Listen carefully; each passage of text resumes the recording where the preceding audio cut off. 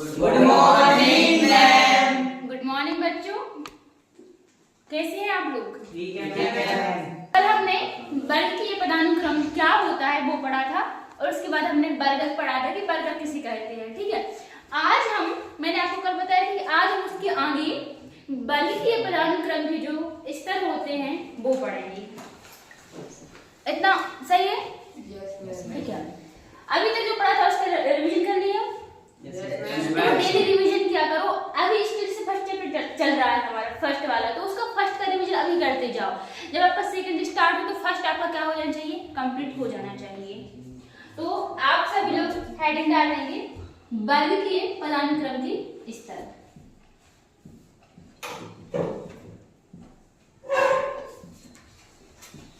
वर्ग की पदानुक्रम के स्तर।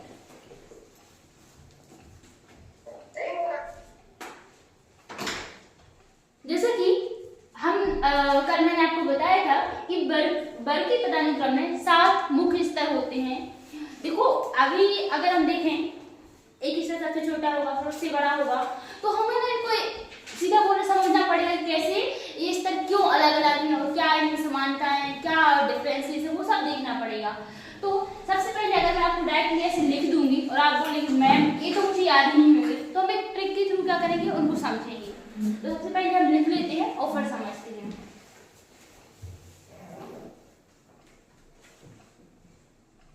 सबसे पहला जो होता है वो होता है जगत। क्या होता है? जगत।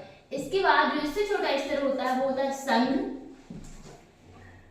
या प्रभाव। देखो जंतुओं में हम संघ शब्द का प्रयोग करते हैं, लेकिन पादपों में किसका? प्रभाव शब्द का प्रयोग करते हैं। फिर इसके बाद जो तीसरा स्तर है वो है वर्ग, जिसको हम इंग्लिश में क्या बोलते हैं? क्लास। वर्ग के बाद आता है गण और गण के बाद आता है कुल, कुल के बाद आएगा वंश और वंश के बाद जाति या स्पीसीज। कितने स्तर है? 1 2 3 4 5 6 7। ये 7 मुख्य स्तर हैं। अभी इनको देख के बस सोचो कि कैसे याद होंगे। अभी मैं ट्रिक बताऊंगी तो उसके थ्रू याद हो जाएंगे। ठीक है, अब पहले देखो अगर पहले इनको समझते हैं तो हमें लगेगा किसके बाद क्या आ रहा है, इसलिए हम पहले इनकी ट्रिक देखते हैं और इनको क्या करते हैं? याद करते हैं, क्योंकि ये तो आपको याद करने ही पड़ेंगे। इनके जो नाम है वो आपको याद होने चाहिए। ठीक है, देखो रटना तो बिल्कुल नहीं है, ट्रिक के थ्रू क्या होगा आपको ये आसानी से याद हो जाएंगे। तो हम एक ट्रिक देखते हैं। इसको जो ट्रिक है उसको ऐसे मत समझना कि भाई मैम कैसी ट्रिक बता रही है, हमें तो सिर्फ याद करना है, चाहे फिर कैसी भी ट्रिक से याद हो, मुझसे कोई फर्क नहीं पड़ता। तो जो ट्रिक है वो है जानू संग भाग कर बह गई कुछ वंश व जातियों से मिलती।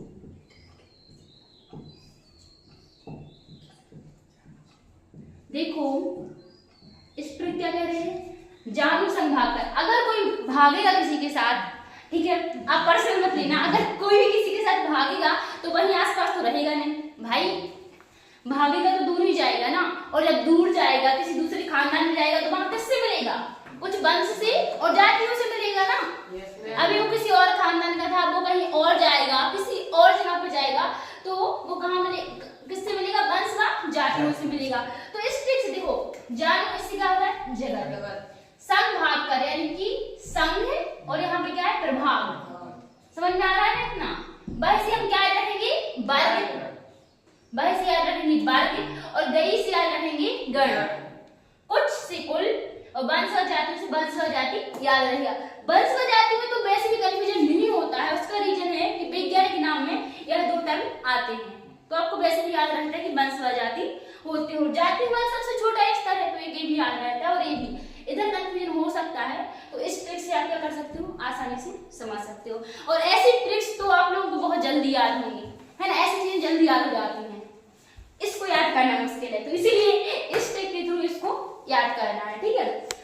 अभी क्या था कि आप एक बार इसको ऐसे याद कर लो ऊपर ऊपर, तो हम आगे जब पढ़ेंगे तो आपको कंफ्यूजन नहीं होगा कि चलो मैम क्या ही समझा रही है। अभी ये याद रहेगा तो फिर आएगा भी क्या करोगे, समझ पाओगे। अब हम इसमें एक एक चीज को समझना। सबसे पहले हम जाति देखेंगे कि जाति क्या होती है। ये सबने नोट कर लिया? तो ये मैं एक बार मिटा देती हूँ, फिर इसके आगे समझा रही हूँ, ठीक है।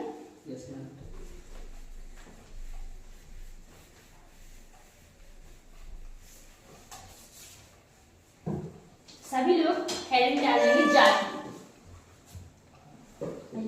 जाति जिसको हम क्या बोलते हैं, स्पीसीज।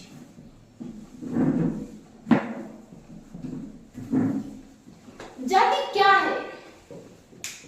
देखो अगर हम अपने आसपास देखें तो हमारे इधर एक जातिवाद चलता है कि भाई अलग अलग जातियों से मिलकर हमारे देश के लोग बने हुए हैं, ठीक है। हम लोग अलग अलग जातियों के होते हैं, लेकिन चूंकि ये हमारी क्या है, विज्ञान है, यहाँ पे इस टाइप की जाति तो होती नहीं है।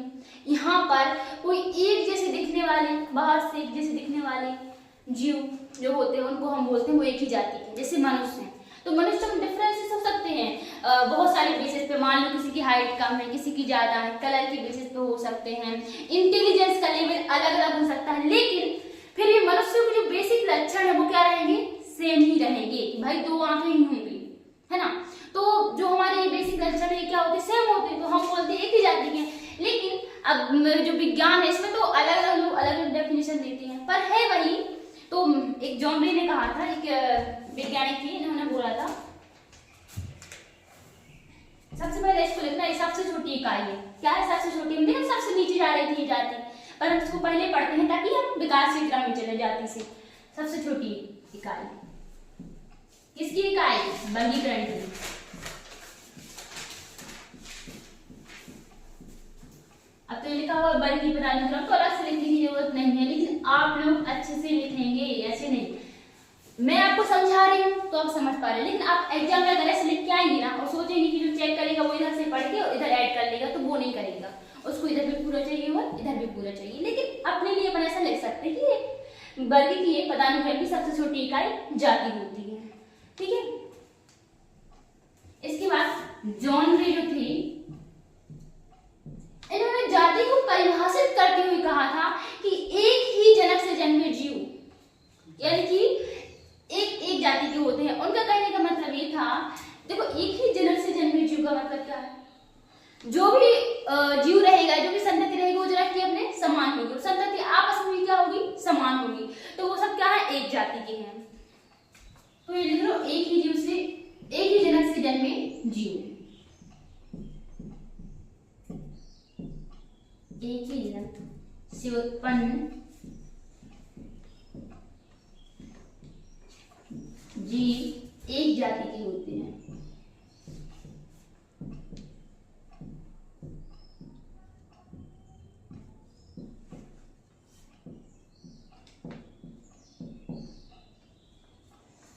अब इसको अभी तो समझ लेना कि भाई किसी के पापा जी अलग हैं, मेरे पापा जी तो अलग हैं, तो हम लोग एक जाति के नहीं। देखो मनुष्य जो है वो कहीं ना कहीं, जब मनुष्य की पृथ्वी पर उत्पत्ति होगी तो उनका जनक क्या रहा होगा, एक ही रहा होगा ना।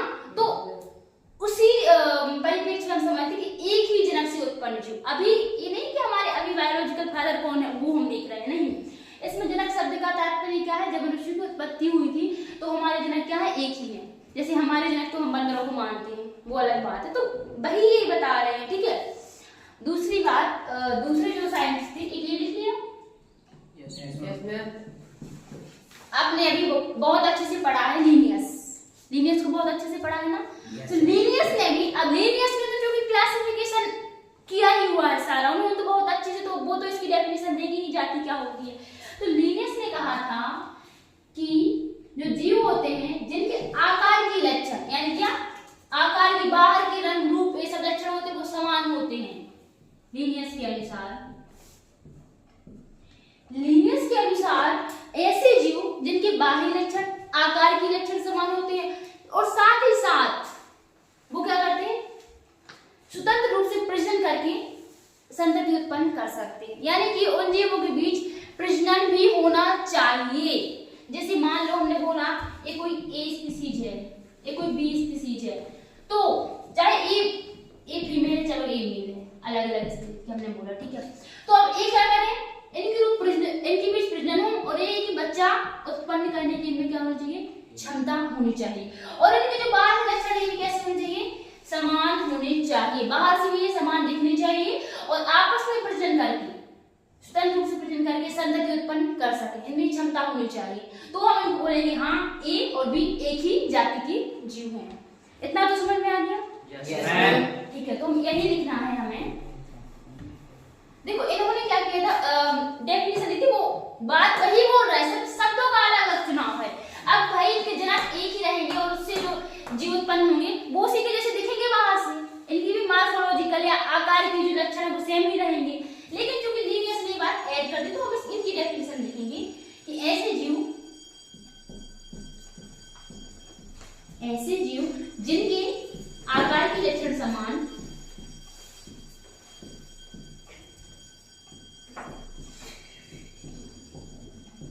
आकार के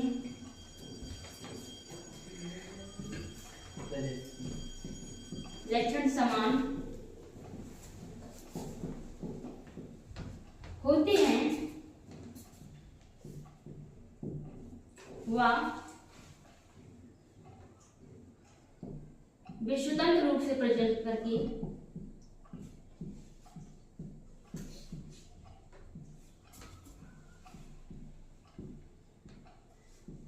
प्रजनन करके संतति उत्पन्न कर सकें।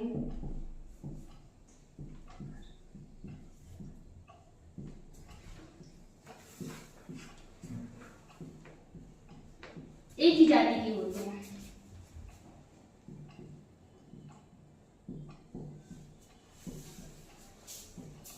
याद रहेगा ये सबको? Yes, ma'am. सिर्फ दो ही चीजें हैं बस, और मुख्यतः तो एक ही चीज है सब में कि लक्षण क्या होने चाहिए, उनके समान होने चाहिए।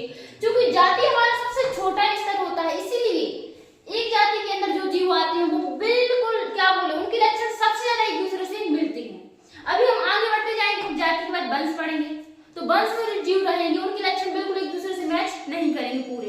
लेकिन इनमें जो लैंगिक लक्षण है सबसे इंपोर्टेंट है, लैंगिक लक्षण वो सेम होते हैं, एक प्रजनन करने की क्षमता, ये लैंगिक लक्षण समान होते हैं, इसलिए हम उनको एक स्पीशीज का बोलते हैं। जब ये लैंगिक लक्षण भिन्न हो जाएंगे तो फिर हमारा जो लेवल है जाति से वंश हो जाएगा और बाकी लेवल हो जाएंगे। अब तीसरी एक डेफिनेशन और है मेयर की, लिख लीजिए, वो बिल्कुल आसान है।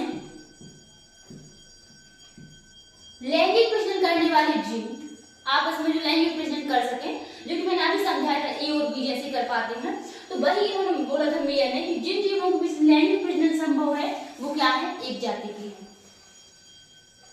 अब इसको कहीं कहीं आपको लिखा मिलेगा अंतरा प्रजनन, वही लैंगिक प्रजनन है और वही अंतरा प्रजनन है, ठीक है।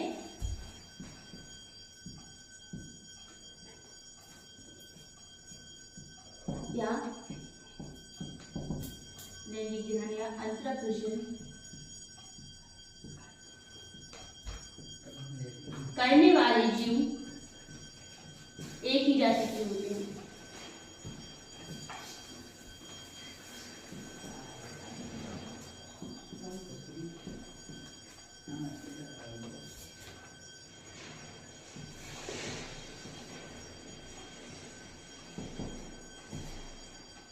जाति सबको क्लियर हो गया कि जाति की क्या कॉन्सेप्ट है, क्या परिकल्पना है, हम किन जीवों को एक ही जाति का बोलेंगे, ठीक है। इतना तो क्लियर हो गया होगा। अब हम देखो जिसे देखते हैं कि जो जीव अलग अलग दिखते हैं, मान लो हमने देखा बंदर और मनुष्य, तो ये क्या दिख रहे हैं, अलग अलग दिख रहे हैं, तो इनके आकार के लक्षण क्या नहीं है, समान नहीं है। मनुष्य बिल्कुल सीधा होकर चलता है लेकिन बंदर ऐसे नहीं चलते हैं, ठीक है। बंदर में जो बाल होते हैं, बंदर के शरीर पर जो बाल होते हैं वो बहुत ज्यादा मात्रा में होते हैं, और हमारे जो इंसान है मॉडर्न डेवलप हो गए तो हमारे शरीर के विशेष अंगों पर ही उतने बाल होते हैं, बाकी हमारे नॉर्मल स्किन पर इतने बाल नहीं होते हैं। तो क्या हमारा विकास हो रहा है ना, तो लक्षण बदल रहे हैं ना धीरे धीरे, तो हम बंदर और मनुष्य को एक ही जाति का नहीं बोलेंगे ना। हाँ, तो इतना क्लियर हो गया। अब मैं सीरीज कर दूं?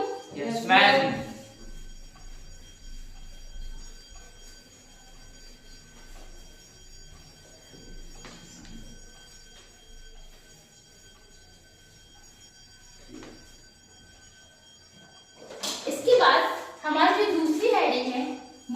वंश,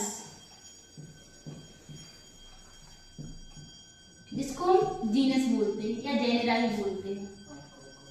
जीनस क्या बोलते हैं? जीनस। तो वंश की जो परिकल्पना है वो यह कहती है कि जिन जातियों की, देखो जिन जातियों की, अभी हमने क्या देखा था, लैंगिक लक्षण देखा था कि वो समान होनी चाहिए। इसमें हम ये मानते हैं कि जो लैंगिक लक्षण है वो अभी भी समान है, लेकिन बाहर से दिखने में बदल गए हैं। जीवन बाहर से दिखने में अलग अलग लग रहे हैं, जैसे पेड़ पौधे हैं, ठीक है, तो पीपल का पौधा देखा सबने? और बरगद का पौधा भी देखा है। तो दोनों को बाहर से देखने में कितना डिफरेंस लगता है कि कहाँ पीपल के पत्ते, सब कुछ बाहर से उनमें अलग होता है, लेकिन इनके जो लैंगिक लक्षण होते हैं, यानी कि ये आपस में प्रजनन नहीं करते कि भाई पीपल के पौधा बरगद के साथ मिला के एक नया पौधा बना ले, ऐसा नहीं बेटा। लेकिन इनकी जो प्रक्रिया होती है प्रजनन करने की, कैसे इनमें बीज बनेंगे, कैसे इनमें फूल होंगे, फल होंगे, वो क्या होता है? एक समान होती है। तो जो प्रक्रिया एक समान होती है, ऐसे जो जीव होते हैं उनको हम किसमें रखते हैं? एक ही वंश में रखते हैं। किसमें रखेंगे? एक ही वंश में रखेंगे, ठीक है। तो हम जो वंश है इसके लिए हम लिखेंगे कि इनकी जो जनन करने की जो प्रक्रिया होती है वो एक जैसी होती है, लेकिन इनकी आकार के लक्षण भिन्न होते हैं। आकार के लक्षण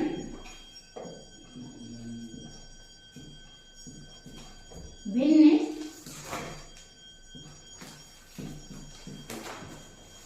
होते हैं,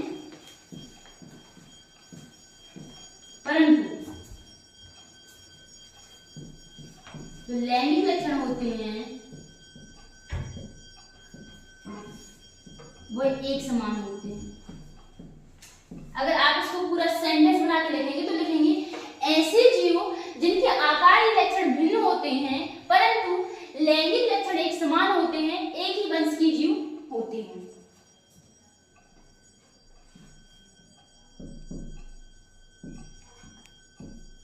इधर ऐड कर लीजिएगा ऐसे जीव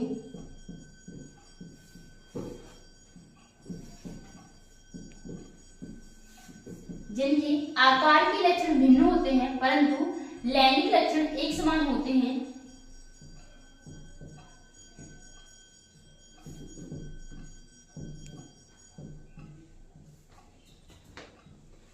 एक ही वंश के जीव होते हैं।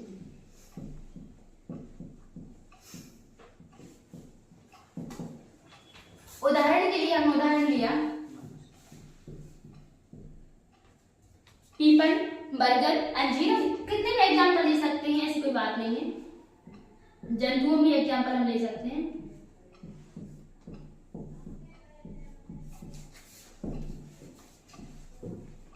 ये तीनों पौधे जो बाहर से दिखने में क्या होते हैं? भिन्न भिन्न होते हैं। पीपल अलग दिखता है, बरगद अलग दिखता है और अंजीर अलग दिखता है। क्योंकि इनके बाहर के लक्षण भिन्न होते हैं तो हम इन्हें अलग अलग जाति में रखते हैं। लेकिन इसके बाद इनके जो लैंगिक लक्षण है कि इनमें फूल, फल व बीज, लैंगिक क्या होता है? इसमें बीज बनाने होते हैं हमें, ठीक है। तो फूल, फल व बीज बनने की जो प्रक्रिया होती है वो कैसी होती है? एक समान होती है। फूल, फल व बीज बनने की प्रक्रिया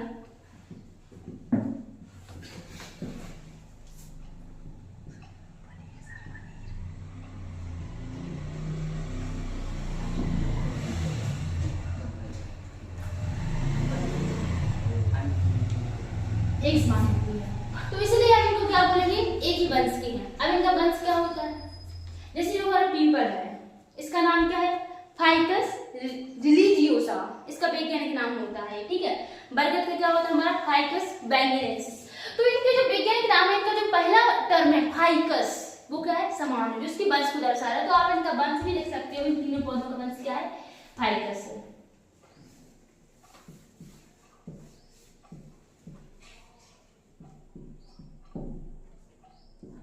ऐसे एक और एग्जांपल लेते हैं हम। अभी हम हिंदी में लिया, अब हम इंग्लिश में लेते हैं, ठीक है, ताकि हम और क्लियर हो पाए। एक पेड़ पौधों का एग्जांपल था, अब हम देखते हैं जंतुओं का। पैंथेरा लियो, किसका वैज्ञानिक नाम है ये? जंतुओं का तो है, लेकिन जंतु में कौन से जंतु का है? Panthera leo. चीता।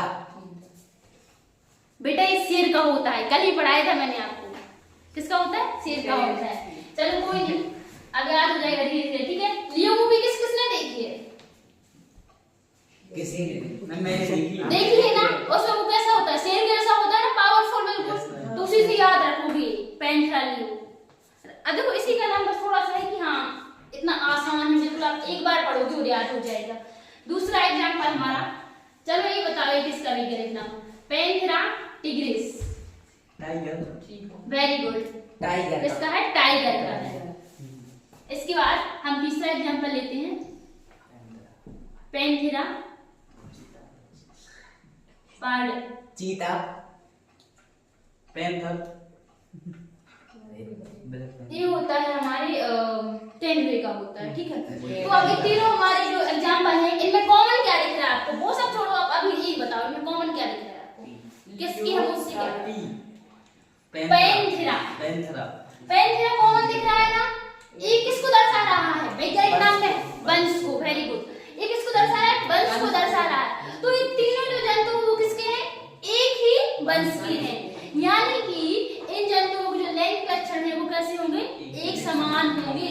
बाहर से देखने में हमें अलग अलग दिखते हैं, शेर का थोड़ा सा अलग स्ट्रक्चर होता है, फिर टाइगर थोड़ा अलग दिखता है, लेकिन इनके जो लैंगिक लक्षण है वो कैसे होते हैं? बिल्कुल एक समान होते हैं। इवन ये तो रहते भी कैसे हैं? एक ही जगह जंगल में रहते हैं, सब मांसाहारी होते हैं, तो इनके तो आगे भी लक्षण एक समान, अभी हम आगे देखेंगे उस स्तर पर भी इनके लक्षण एक समान होते हैं। तो किस वर्ष में आएंगे ये सब? मैम हिंदी में लिखवा दूंगी मैम। हाँ हिंदी में लिखवा देंगे, हिंदी में लिखवा देंगे मिलके, ठीक है। इसमें वुल्फ नहीं आता? नहीं, अभी इसमें नहीं आएगा बेटा, वो इससे बहुत ज्यादा डिफरेंट होता है, ठीक है। अगर हम उसको वुल्फ को देखें तो वो थोड़ा सा क्या बोलोगे, अभी जो हमारे भेड़िए हैं और पहले के भेड़िए हैं, तो मैंने आपको बताया था डायर वुल्फ का बारे में रिसर्च चल रहा था। तो भेड़िए अगर आगे हम जाएंगे तो वो कुत्तों से समानता रख सकते हैं, लेकिन शेरों से समानता नहीं रखते। हाँ एक ही जैसे होती है बेटा, लेकिन इतने क्या बोले इतने लेवल पे आके हम बहुत क्लोजली, बहुत ज्यादा एक दूसरे से जुड़े होने चाहिए। तो प्रक्रिया तो हमारी भी वैसे ही होती है, हम बोलेंगे तो क्या हम एक वर्ष कर लेंगे? नहीं ना। तो क्या होता है, बहुत ज्यादा पास होने चाहिए। इसमें हमने ये देखिए लैंगिक लक्षण एक समान होता है, तो बिल्कुल इनका जो बच्चे उत्पन्न करने का जो हमारी स्पीशीज मनुष्य में तो 9 महीने काल होता है। भेड़िए कुत्ते बिल्ली सबका क्या होता है? अलग अलग होता है, लेकिन जो ये जानवर है इनका क्या होता है? लगभग समान होता है। तो ऐसे ही लैंगिक लक्षण बहुत डीपली बिल्कुल एक दूसरे के जैसे रहे, ऐसे दूर दूर तक के नहीं देखते हैं हम। इतना क्लियर हो गया? Yes ma'am. आगे बढ़ सकते हैं, इनकी हिंदी में लिखवाना है आपको, ठीक है। जो पैंथरा लियो होता है किसका होता है? शेर का। कौन सा वाला शेर? बब्बर शेर, ठीक है भाई। शेर तो हम लोग यहाँ नॉर्मल भाषा में बाघ हो गया, तेंदुआ हो गया, चीता हो गया, सबको क्या बोल देते हैं? शेर ही बोलते हैं। लेकिन एक इसका पैंथरा लियो जो बब्बर शेर होता है ना, जिसकी हम बहुत दाढ़ी होती है, आपने देखा होगा, हाँ, तो उसका होता है ये। पैंथरा टिग्रिस किसका होता है? टाइगर, यानी हमारा राष्ट्रीय पशु बाघ। ये तो सबको इसी से याद रहेगा कि बाघ का होता है पैंथरा टिग्रिस, ये टाइग्रिस भी हम इसको पढ़ते हैं, ठीक है। इसके बाद जो हमारा पैंथेरा पार्डस है ये होता है तेंदुए का। लेपर्ड होता है तेंदुआ। वैज्ञानिक नाम तो आप लोग अभी एक पेज पीछे का ले लेना कॉपी का, और उसमें ये अलग से नोट करते जाना। तो इनका करके भी रिवीजन कर लिया हमने अलग से, तो ये आपको क्या होंगे? धीरे धीरे याद हो जाएंगे। ऐसा नहीं है कि ये बहुत ज्यादा टफ होता है, पैंथेरा तो सब में सेम ही है, ठीक है। और ये सब बस चेंज है, टाइगर का तो पूरा मैच ही कर रहा है, तो आप भूलोगे भी नहीं। लियो का हम लियो मूवी से याद रखेंगे, तो ऐसे आसानी से हम लोग अगर थोड़ा जोड़ लेंगे, हाँ ये नाम किस कैसा लग रहा है, हमें क्या है, रिवाइज करते रहेंगे तो हो जाएंगे यार। अब इतना तो क्लियर हो गया, हम आगे बढ़ सकते हैं, हम आगे बढ़ सकते हैं। Yes ma'am. ठीक है, बोलते रहा करो वरना मुझे लगेगा कि आप लोग पढ़ ही नहीं रहे हो। Yes ma'am. Yes ma'am. देखो साइंस ऐसे कि आप उसमें जितना पढ़ते जाओगे उतना ही कम लगता जाएगा। Yes ma'am. जितने डीपली जाओगे आपको लगेगा कि ये तो कुछ भी नहीं है, फिर आप थोड़ा और देखोगे, भाई इससे भी डीपली पढ़ सकते थे, इससे भी डीपली पढ़ सकते थे। तो अपन को समझना तो है अच्छे से, लेकिन इतने भी गहराई में नहीं जाना है कि फिर हमें लगने लगे कि अब तो हम PhD लेवल का पढ़ रहे हैं, ठीक है। अभी आपकी 11th क्लास है, तो समझना सब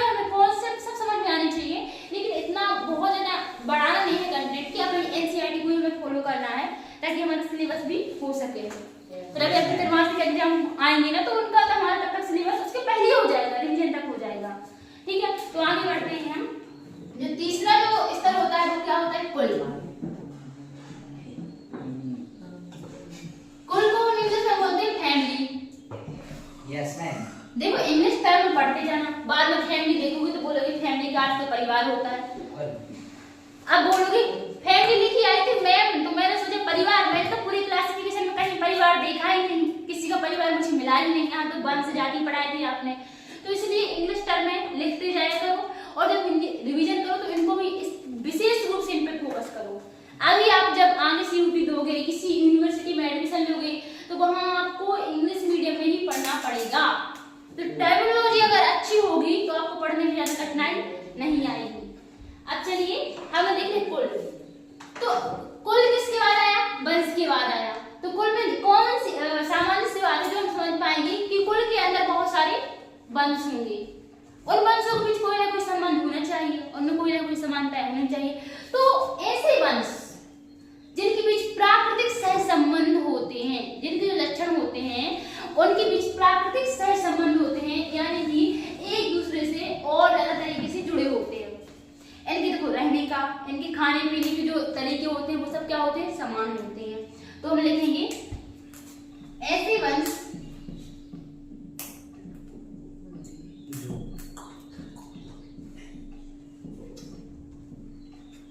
जिनकी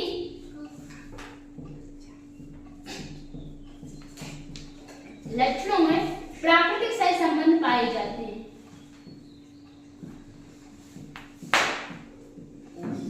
सहसंबंध का मतलब होता है कि एक दूसरे से रिलेटेड जुड़े हुए हैं। जैसे कि कभी कभी हम देखते हैं जो जीव होते हैं, कोई जीव एक दूसरे जीव को खाता है ना, बहुत सारे जीव मांसाहारी होते हैं, वो एक दूसरे को खाते हैं। तो ऐसे इनके जो संबंध होते हैं वो किसी भी प्रकार का हो सकता है, चाहे इनके शिकार समान हो या एक आपस में शिकार करते हो, एक प्राकृतिक रूप से एक ही जगह पे रहते हो। ये सारे जीव इनका जो निवास स्थान है वो एक जगह हो सकता है।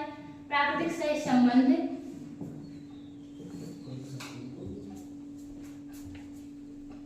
होते हैं।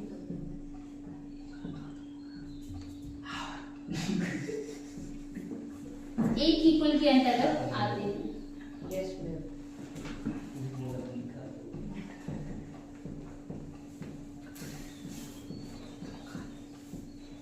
जब आप लोग एक बार समझ लोगे तो फिर एक डेफिनेशन लिखने की जरूरत नहीं पड़ेगी, एग्जाम में ऐसे ही डेफिनेशन लिखा होगा, ठीक है।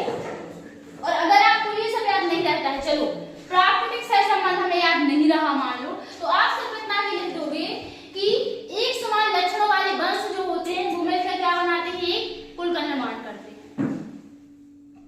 जरूरी नहीं है कि ऐसे वंश में बहुत सारे वंश आए, हो सकता है एक कोई ऐसा वंश हो जो बिल्कुल अकेला हो, उसके जैसा कोई और हो ही ना कोई वंश, या कोई एक ऐसी जाति हो सकती है जो बिल्कुल अकेली हो, उसके जैसी और कोई जाति है ही नहीं, तो अब वो क्या बनाएंगे? एक ही वंश बनाएगी। वो जाति एक ही है तो वो वंश में भी क्या जाएगी? एक ही जाएगी। तो जब भी ऐसे रहते तो उनको हम बोलते हैं एकल प्ररूपी। क्या बोलते हैं? एक टर्म में नोट कर लेना, लिख दे रही हूं मैं, एकल प्ररूपी। अब इसमें चाहे हो इसके आगे आप वंश जाति जो भी आपको लगाना वो लगा सकते हो। अगर वो जाति ऐसी है कि उसकी जैसी और कोई जाति है ही नहीं, मतलब वो किसी जाति से कोई संबंध नहीं रखती है, तो उसको हम एकल प्ररूपी बोलेंगे, एकल प्ररूपी जाति, ठीक है। वो जिस वंश में जाएगी उसको हम बोलेंगे एकल प्ररूपी वंश।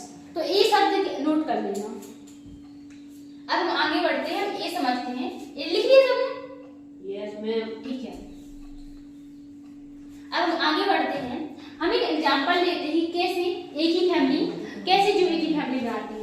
तो अभी हमने देखा था पैंथेरा वाला एग्जांपल देखा था हमने, Panthera leo, Panthera tigris, Panthera pardus, हमने सारे देखे थे। उनका वंश कैसा था? एक समान था। वो क्या था? पैंथेरा।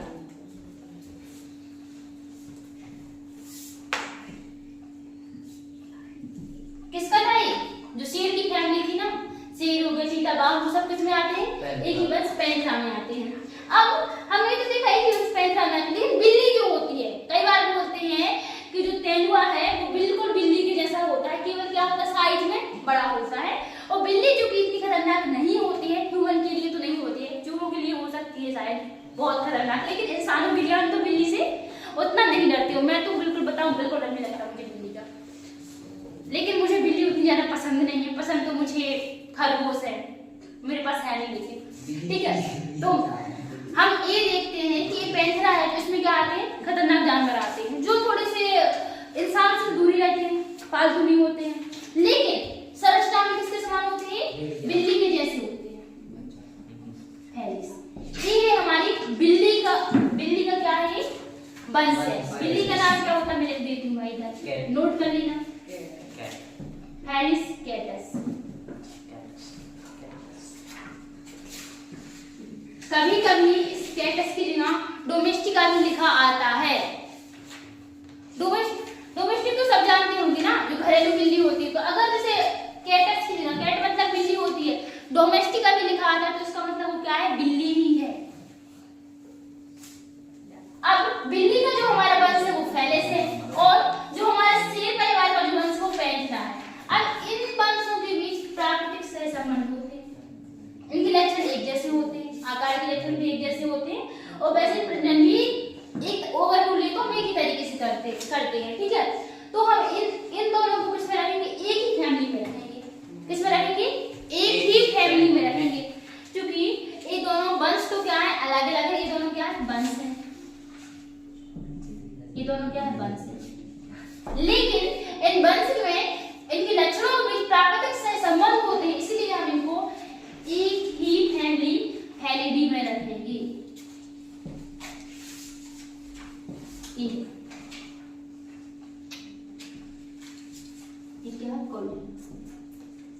तो इससे स्पष्ट हो रहा है कि जो वंश लक्षणों में समान होते हैं, उन वंशों को हम एक कुल में रखते हैं, यानी कि एक कुल के अंतर्गत कई वंश आते हैं। इतना सबको क्लियर हो गया? Yes ma'am. एक कुल के अंतर्गत क्या आते हैं, कई वंश, और वंश के अंतर्गत क्या आती है, कई जातियां। वेरी गुड, सबने नोट कर लिया है? Yes ma'am. किसी को कोई डाउट? No ma'am. तो आगे बढ़े। हाँ, एक और बताती हूँ कि अगर हमें फैमिली की पहचान करनी है कि फैमिली है या नहीं है, तो इसमें ए लगा होता है बाद में, ए, जैसे फैलिडी हो गया हमारा, ब्रेसिकेसी हो गया हमारा, कुछ भी लगा रहेगा उसके बाद में ई आएगा। ठीक है, तो उससे हम समझ सकते हैं कि हाँ एक फैमिली है। चलिए अब हम आगे बढ़ते हैं। Yes ma'am. फैमिली के बाद क्या स्टेप था, फैमिली के बाद क्या पढ़ा था हमने, गण। क्या, गण। ठीक है, तो लिख लेते हैं हम।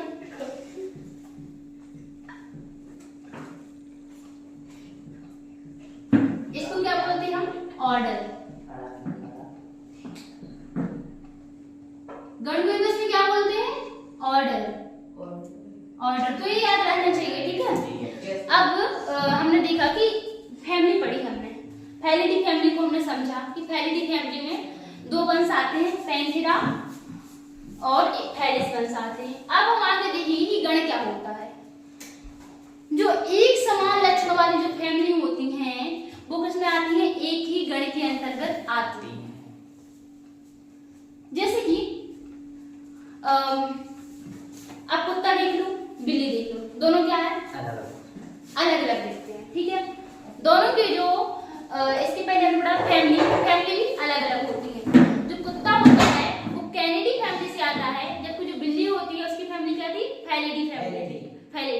तो इनकी फैमिली क्या है, अलग अलग है, लेकिन ये दोनों क्या करते हैं, नॉनवेज खाते हैं।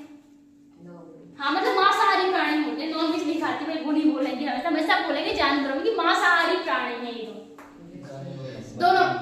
दोनों मांसाहारी प्राणी हैं।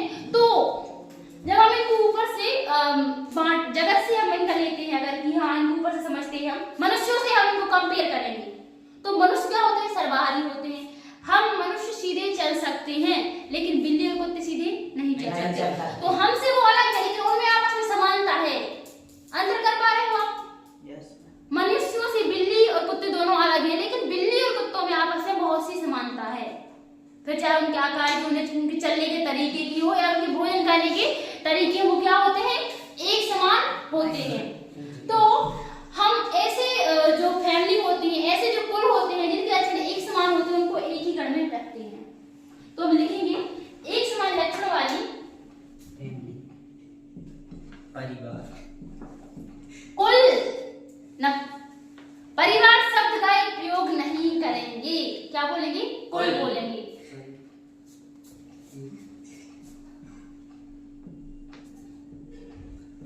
ये आपने बताया था कैट और डॉग उस कौन सी उसमें आती है? मैं दिखवा रही हूँ। कैनेडी था ना? कैनेडी जी मैलिडी कोई बात नहीं, अभी तक तो नहीं है, लेकिन आप चाहो तो आगे स्टडी करके बना सकते हो, ठीक है। मेलोडी, अच्छा समझ रही हूँ मैं। वो वर्ड्स हमारे इंडिया में नहीं पाया जाता है, वो कहाँ पाया जाता है? इटली में, ठीक है। अभी सब लोग शांत बैठो और पढ़ाई करो। चॉकलेट की बात कर रहे हो। बेटा मैं समझ रही हूँ आप किस बारे में बात कर रहे हो, ठीक है। एक समान लक्षणों वाली कोई एक ही गण के अंतर्गत आती है।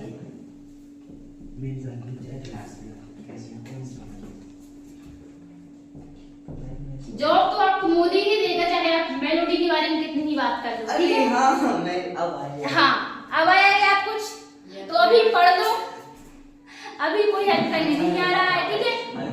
और मेलोडी तो बिल्कुल हेल्प करने नहीं आएगी, हेल्प तो कौन करेगा? मोदी करेगा। तो अभी लिख लो अच्छे से, एक समान लक्षण वाली कुल एक ही गण के अंतर्गत आती है।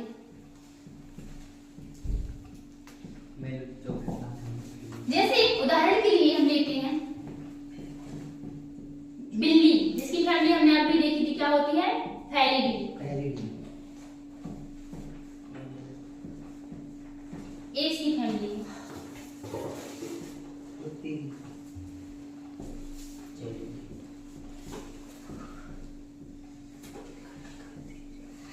एक कैनेडी जो फैमिली है, एक इसकी है कुत्ते की है।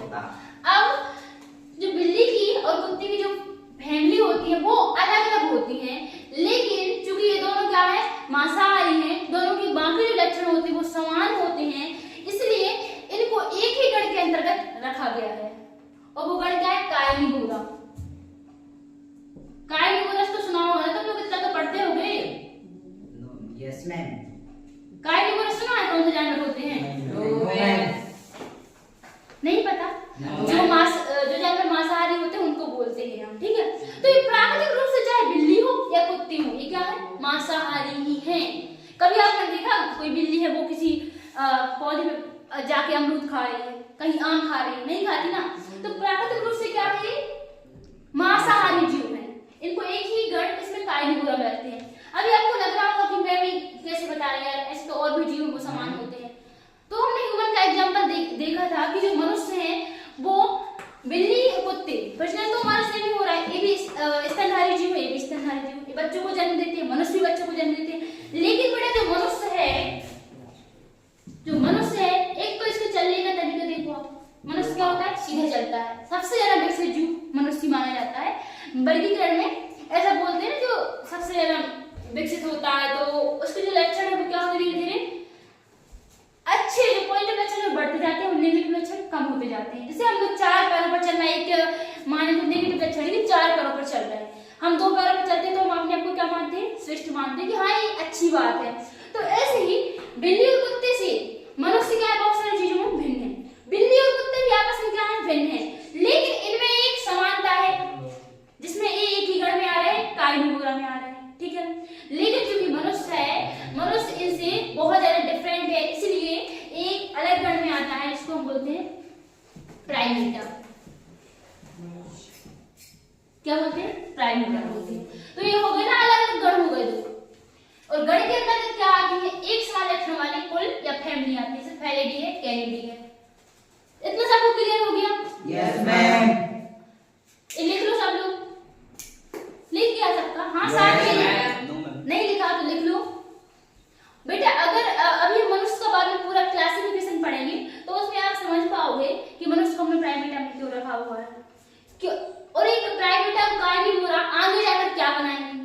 अभी हम गढ़ वाला स्तर देख रहे हैं, अभी हम जाएंगे क्लास पर या वर्ग पर जाएंगे, वो इससे क्या है? बड़ा स्तर है। तो हम उसमें इनको एक साथ रखेंगे। अब किन लक्षण क्या रखेंगे? जो अभी लक्षण हमारे मैच हो रहे थे कि सब क्या है? स्तनधारी हैं। तो अभी लक्षण क्या है? डिफरेंट है। अभी हम इतने लक्षण कर हमने इनको अलग अलग कर दिया है, लेकिन इसके बाद और ऊपर से देखेंगे हम कि भाई कुछ तो समानता होगी इनमें, कहीं ना कहीं तो ये एक जैसे होंगे।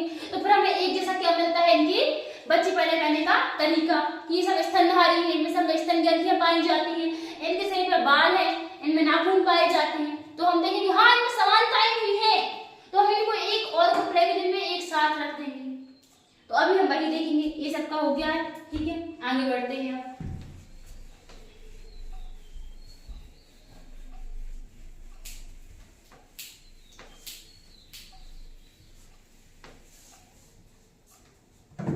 अगला पॉइंट क्या था हमारा, गण की बात, वर्ग क्लास।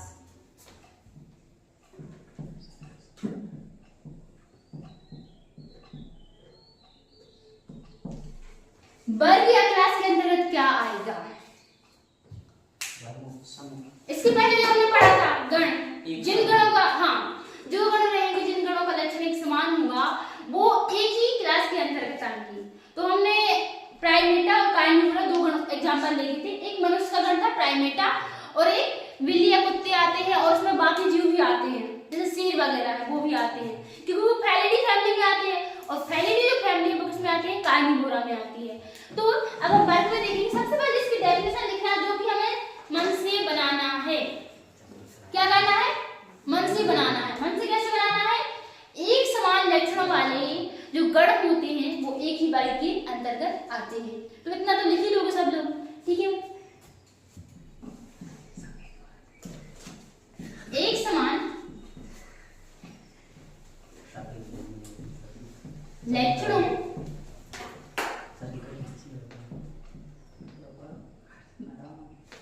वाले गण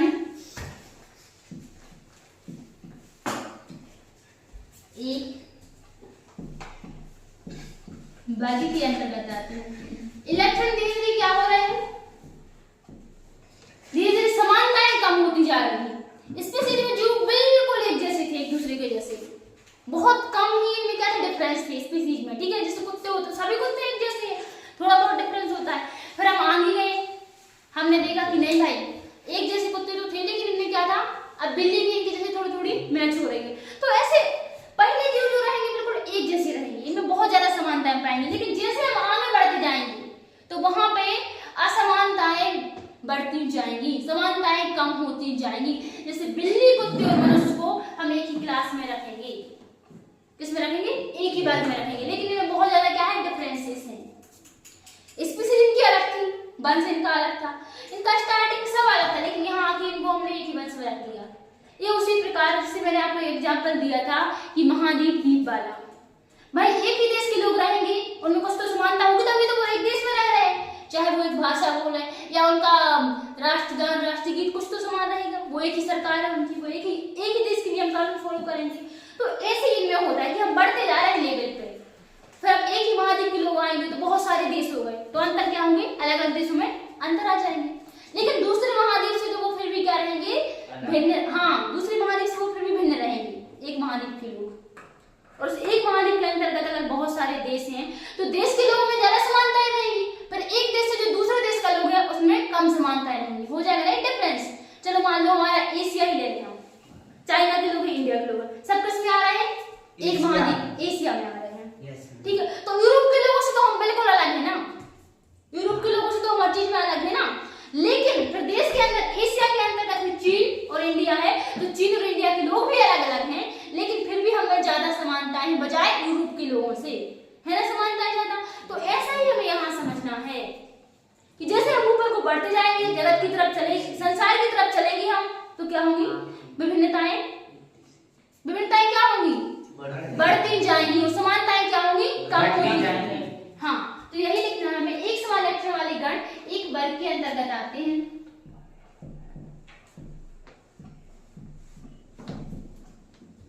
जैसे उदाहरण के लिए हम लेते हैं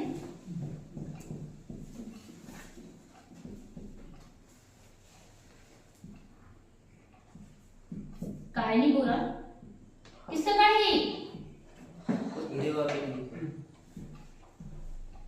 कुत्ते बिल्ली, किसका, तो हम ऐसे कुत्ते बिल्ली नहीं बोलेंगे, जानवर बोलेंगे। क्या, जानवर। इसमें शेर भी आ रहे थे ना, आपने देखा था, फैलिडी फैमिली के अंतर्गत सारे शेर वगैरह की फैमिली भी आ रही थी। तो जो कार्निवोरा है, मांसाहारी पशुओं का है, तो इसको हम लिख सकते हैं मांसाहारी पशुओं का गण।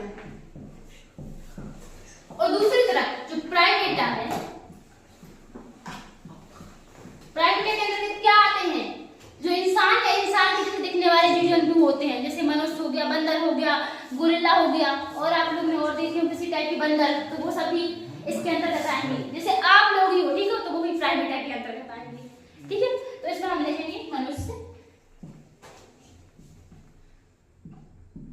देख लो बंदर से हमारी कितनी समानता है, इसलिए बोलते हैं बंदर से इंसान हुए हैं। हम सब एक ही गण में आ रहे हैं, प्राइमेटा में। गोरिल्ला से भी हमारा पुराना रिश्ता है, दादाजी है हमारे, बिल्कुल सही। कौन है? दादाजी है हमारे। मनुष्य के बाद पापा जी हुआ, गोरिल्ला दादाजी हो गए ना। अच्छा है कि डायनासोर नहीं आ, जो ना बोलोगे हमारे दादाजी हैं। लेकिन डायनासोर से हमारी कोई समानता नहीं होती, हम आगे देखेंगे। Carnivora Primata. बेटे हमने ये देखा कि कार्निवोरा अलग होते हैं, इनके रहन सहन जो होते हैं वो अलग होते हैं। इनको शिकार करना होता है, मांस खाना होता है, इसलिए इनका जो जबड़ा होता है, ये वाला हिस्सा, ये बहुत ज्यादा मजबूत होता है। इवन हम मानते हैं कि इंसानों की जो जबड़े की हड्डी है वो सबसे मजबूत होती है। तो सोचो इनको तो क्या करना है, शिकार करना है, बड़े बड़े जानवरों को मारना है, तो इनकी हड्डी क्या होती है, और भी हमसे भी ज्यादा क्या होती है, मजबूत होती है। तो ये हमें डिफरेंस हो रहा है, इसलिए हमने इनको कार्निवोरा में रखा और मनुष्य को प्राइमेटा में रखा। इस सब के बावजूद भी कुछ लक्षण हम दोनों में ऐसे हैं जो क्या है, एक समान है। जैसे वो लक्षण मैं कई बार रिपीट कर चुकी हूँ, मैं फिर से बता देती हूँ। वो लक्षण है स्तन ग्रंथियां पाई जाती हैं। स्तन ग्रंथियां जहाँ तक हम बच्चों को जन्म देते हैं, अभी बोलते हैं हम रिपीट क्यों करते जा रहे हैं बार बार, क्या डिफरेंस है इसमें। तो देखो जो हम बोलते हैं पशु पक्षी होते हैं, पशु नहीं पक्षी होते हैं, पक्षी क्या करते हैं, बच्चों को जन्म देते हैं, क्या अंडों को जन्म देते हैं, मतलब अंडे देते हैं, अंडे से उनके बच्चे उत्पन्न होते हैं। लेकिन मनुष्यों में, कुत्तों में, बिल्ली में, जानवरों में, शेर में, किसी भी ऐसा होता है कि अंडे देते हैं? नहीं देते ना। डायरेक्ट क्या होते हैं, बच्चे को उत्पन्न करते हैं, वो दूध पिलाते हैं बच्चे को। तो दूध पिलाने के लिए जो ग्रंथियां होती हैं वही स्तन ग्रंथियां होती हैं। शरीर पर बहुत ज्यादा बाल होते हैं। अब जंगली जानवरों में शरीर पर ज्यादा बाल होते हैं, हम लोग थोड़े विकसित हो गए हैं तो हमारे हाथों पैरों पर कम बाल होते हैं, ठीक है।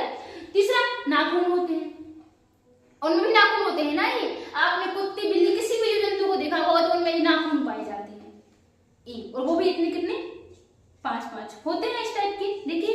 तो हाँ, ये हमें बहुत सारी क्या समानताएं क्या कर रही है, हमें एक समान पाई जा रही, मैच हो रही है ये चीजें हमें।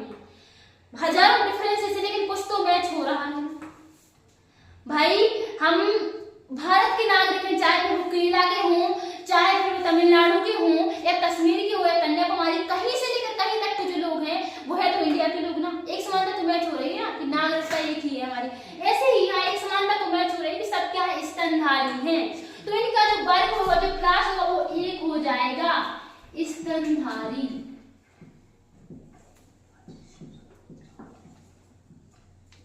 जिनको हम मैमल्स बोलते हैं, क्या बोलते हैं, मैमल्स। मैमिलिया, स्तनधारी की, मतलब इसको अगर हम क्लास में देखेंगे तो इसको बोलेंगे मैमिलिया क्लास से है, और इस क्लास के जो जीव जंतु हैं उनको हम मैमल्स बोलते हैं, मैमल्स या स्तनधारी। तो इतना सबको क्लियर हो गया?